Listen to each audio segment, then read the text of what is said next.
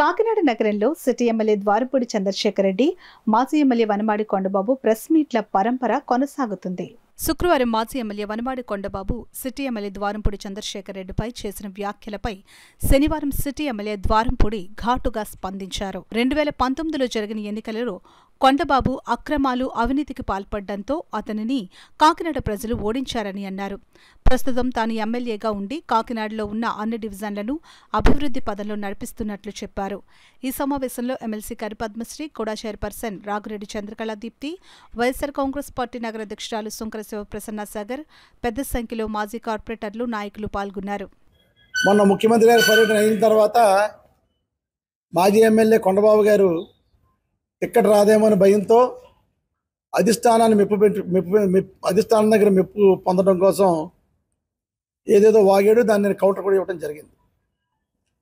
CM గారు ఏదైతే అవినీతి లేదో కాకినాడలో దాని గురించి, అభివృద్ధి ఏదైతే ఉందో దాని గురించి, సంక్షేమం ఏదైతే జగన్మోహన్ రెడ్డి ప్రభుత్వంలో సంక్షేమం ఉందో దాని గురించి, ఇవన్నీ కూడా వేదిక మీద ప్రస్తావించి కాకినాడ పట్టణంలో అన్నీ డెవలప్ చేయగలిగాం.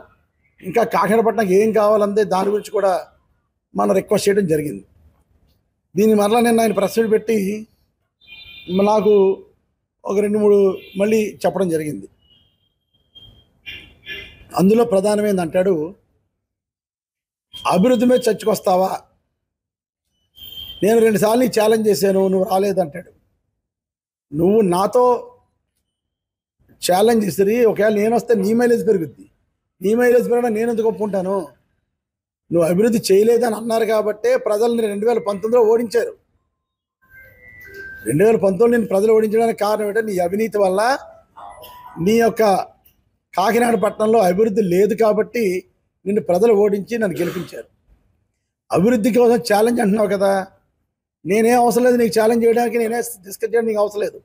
నీలాంటి జ్ఞానం లేని వాడితో మాట్లాడటం నాకు ఇష్టం లేదు కాబట్టి చెప్తున్నాను.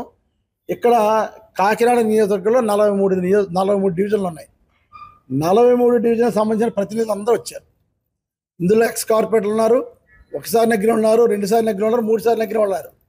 వాళ్ళ వార్డుల్లో ఏ అభివృద్ధి జరిగింది 2019 నుంచి ఈ రోజు వరకు, ఏ సంక్షేమం జరిగింది జగన్మోహన్ రెడ్డి వచ్చిన తర్వాత అన్నీ చెప్తాం. ప్రతి క్లిప్పింగ్ నీకు పంపుతాను. నువ్వు ప్రిపేర్ అవ్వు. నువ్వు వచ్చినా పర్లేదు, నీ తొత్తులు వచ్చినా పర్లేదు. ప్రతి వార్డులోనూ ఆ వార్డుకి సంబంధించిన లీడర్లతోటే నువ్వు డిస్కస్ పెడతాను.